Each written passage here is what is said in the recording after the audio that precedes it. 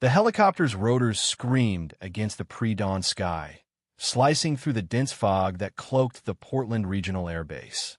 A sudden gust rocked the aircraft, its frame shuddering as if protesting the mission ahead.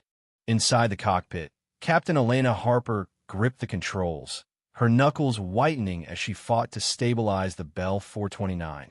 "We're cutting it close," she shouted over the headset, her voice sharp with urgency. Outside, the storm clouds churned, their edges glowing faintly with the thread of lightning. On the tarmac below, Officer Rachel Monroe stood frozen, her K-9 partner, Titan, a 4-year-old Belgian Malinois, rigid at her side. His ears were pricked, his body taut, refusing to budge toward the helicopter's boarding ramp. Rachel's heart pounded. She knew that stance. Titan wasn't spooked. He was alert. Something was wrong. Terribly wrong. The digital clock on Rachel's wrist glowed 5:47 a.m. The number's a stark reminder of the ticking deadline. The governor's motorcade was set to depart in under 2 hours, and their aerial security team was the linchpin of the operation. Intelligence had flagged credible threats protests along the route, whispers of sabotage, even chatter about an attack. Rachel's unit, a specialized K-9 aerial team, was tasked with ensuring the governor's safety from above. But now, Titan's refusal to board threw everything into chaos. "Come on, boy," Rachel urged, her voice low but firm, tugging gently on his lead. The dog didn't move. Instead, he took a deliberate step backward, his eyes locked on the helicopter, a low growl rumbling in his throat. Lieutenant Marcus Tate, a grizzled veteran with 25 years in the Portland Police Department, strode toward her, his boots crunching on the tarmac. "Monroe, what's the holdup?" he barked, his breath sibilant in the chilly October air. "We're on a schedule. The governor's team is already breathing down my neck." Rachel knelt beside Titan, her gloved hand running over his tactical vest, checking for any snag or injury. Nothing. His gear was flawless, his focus unshakable. "Sir, he's alerting," she said, her voice steady despite the knot in her stomach. "This isn't hesitation. He's detecting something." Tate's eyes narrowed, skepticism etched into the lines of his face. "We've swept that bird 3 times in the last 12 hours. It's clean. Get him on board, or we're Leah VYing without you." Rachel's pulse quickened. She'd seen Titan in action too many times to doubt him. 6 months ago, during a training exercise, he'd refused to enter a mock warehouse, his alert posture identical to this moment. The team had dismissed it as nerves until a technician discovered a faint gas leak undetectable to human senses, but enough to spark an explosion. 3 months before that, Titan had flagged a cleared vehicle during a VIP escort, uncovering trace explosive residue missed by electronic detectors. His nose was a marvel, capable of sensing chemical signatures at concentrations as low as parts per trillion. If Titan was refusing to board, there was a reason. "Sir," Rachel said, standing to meet Tate's gaze, "I'm requesting a delay for an additional inspection." Titan's never been wrong about this. Captain Harper, the helicopter's senior pilot, leaned out of the cockpit door, her flight helmet tucked under one arm. At 44, she carried the calm authority of someone who'd logged thousands of hours in the air, first with the Coast Guard, then with the department's aviation unit. "Monroe, we're burning fuel and time," she called, her tone clipped but not unkind. "The storm's closing in, and the governor's motorcade won't wait. Can you get your dog under control? Or do we scrub the K-9 component?" Rachel's jaw tightened. The pressure was suffocating. Protocol demanded compliance, but Titan's instincts were her North Star. She thought of the lives on the line, the governor, the security team, her own crew. If she ignored Titan now, and he was right, the consequences could be catastrophic. "Captain," with respect, Titan's not spooked. He's trained to detect explosives, chemical anomalies, even mechanical faults. If he's refusing to board, there's something we missed. Harper's eyes flicked to Titan, then back to Rachel. She'd worked with the K-9 unit before, seen their uncanny accuracy in the field. But this was a high-stakes operation, with multiple agencies watching and a storm bearing down. "You're sure about this?" she asked, her voice softening slightly. "I'd stake my career on it," Rachel replied, her tone unwavering. Tate let out a sharp exhale, his impatience warring with a flicker of doubt. "You've got 5 minutes, Monroe. Not a second more. If your dog's wrong, you're answering to command." Rachel nodded, unclipping Titan's lead. "Show me, boy," she commanded, stepping back to give him space. The Malinois sprang into action, his nose low to the ground as he began a methodical sweep around the helicopter. His movements were precise, purposeful, every step a testament to years of rigorous training. The tactical team officers Vargas and Kim paused their loading, watching with a mix of curiosity and frustration. Inside the cabin, Specialist Ortiz, the communications officer, peered through the window, muttering to Vargas, "$10 says the dog's onto something. He sniffed out my training aid last month through 2 layers of steel." Harper followed at a distance, her curiosity piqued.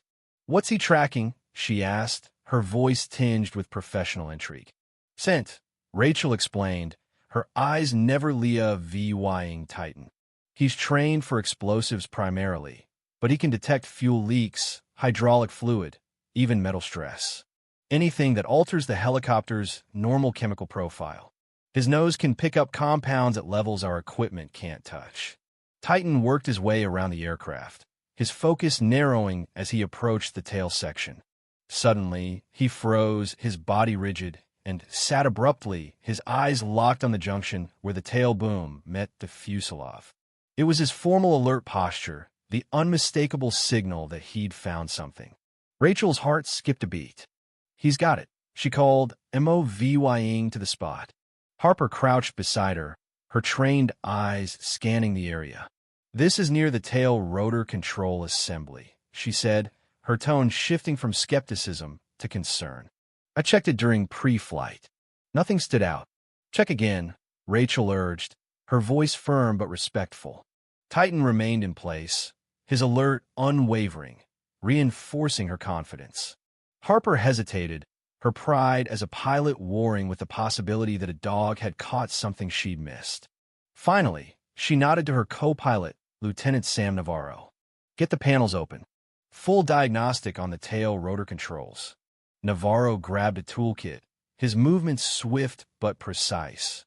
The next few minutes were tense, the only sounds the clink of tools and the distant rumble of thunder. Tate paced nearby, his radio crackling with updates from the governor's security team, who were growing restless about the delay. "Command's asking for a status," Ortiz reported from the cabin. "They want to know why we're grounded. Tell them we're running a critical safety check." Tate snapped, his eyes darting to Titan. "Estimated delay, 10 minutes. Navarro's voice broke the silence.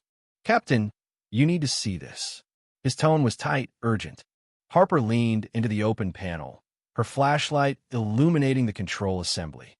Her breath caught. "Son of a look at this," she muttered, pointing to a hairline crack in a critical control rod. "Stress fracture. Barely Cybele, but it's there." "Would pre-flight have caught it?" Rachel asked, though she already suspected the answer. Harper shook her head, her expression grim. "Not a chance. It's hidden from standard Sul checks. We only found it because we pulled the panel." Tate approached, his earlier frustration replaced by a dawning realization. "How bad is it?" "Bad," Harper said flatly. "This rod would have failed mid-flight, especially in the turbulence we're expecting. Best case, we'd be fighting for an emergency landing. Worst case."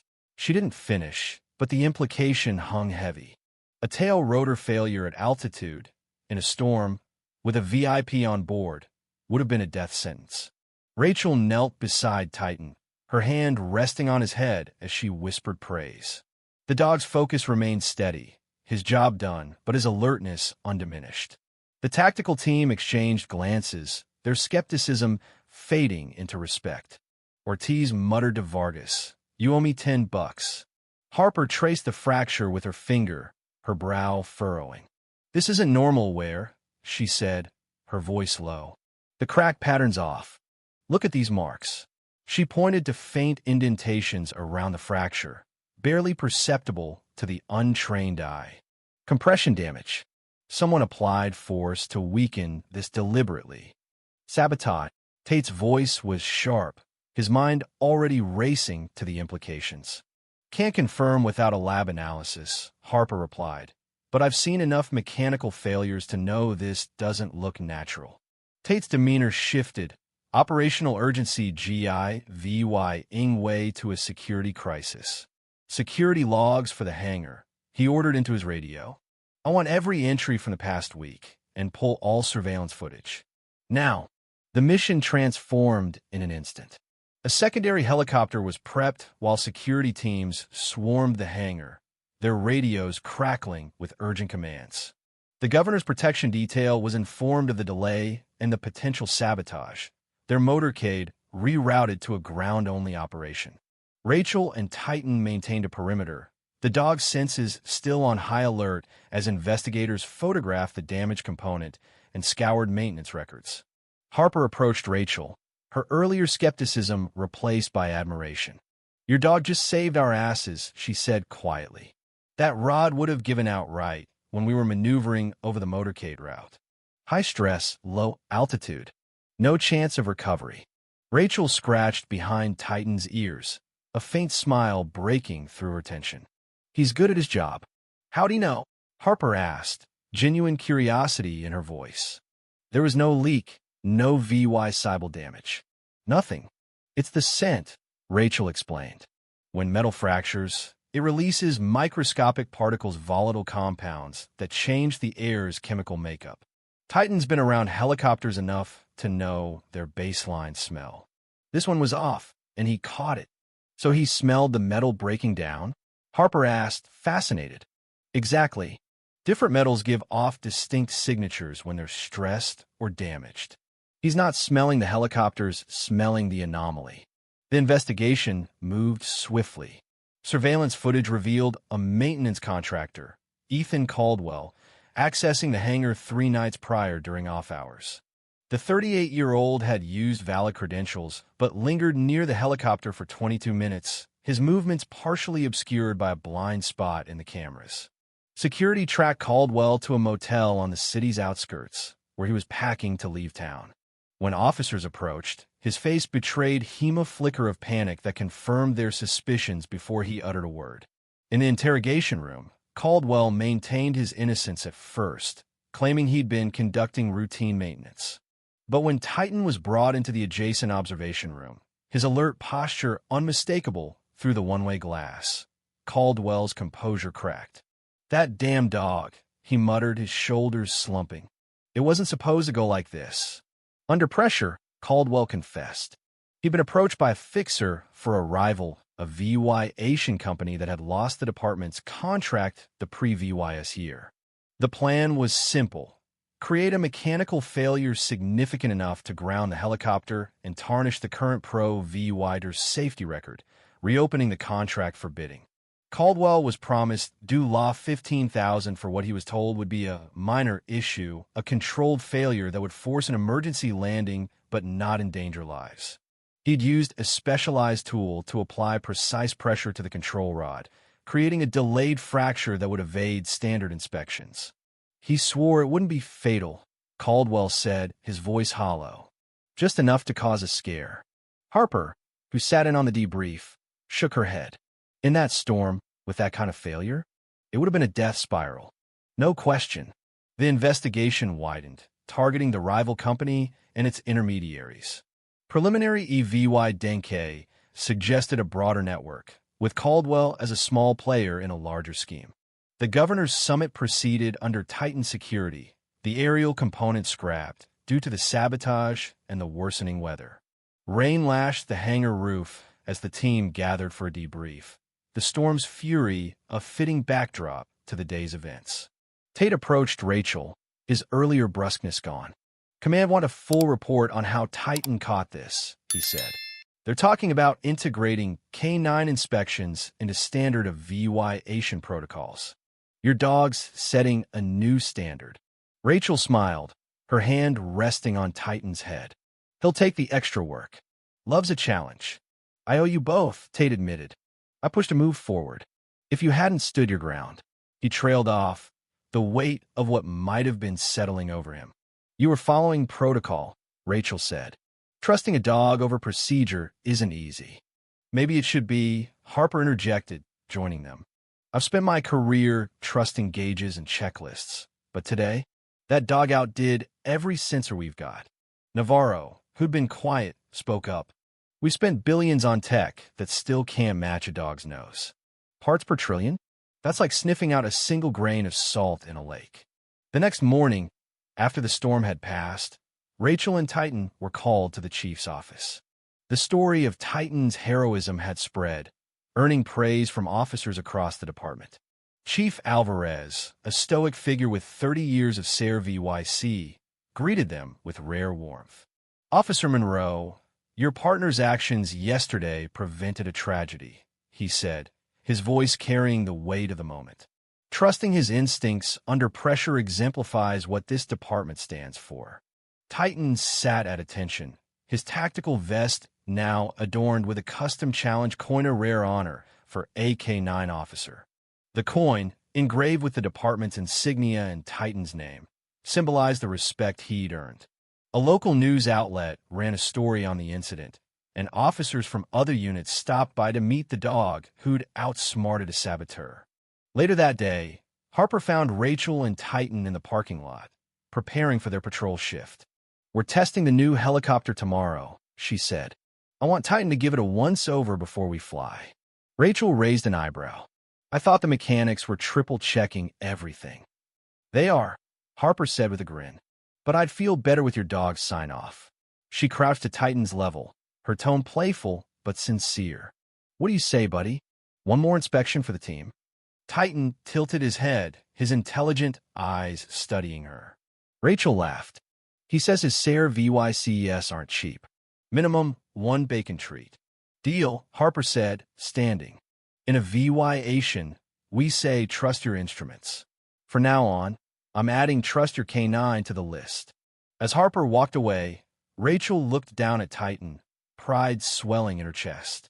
The sabotage had been stopped not by cutting-edge tech or elaborate protocols, but by the ancient partnership between human and Doga bond forged in trust, instinct, and an extraordinary nose. Titan met her gaze, ready for the next challenge, his quiet strength a reminder that sometimes the most powerful tools walked on 4 paws. Rachel clipped his lead, her voice soft but firm. "Let's go, partner. We've got work to do."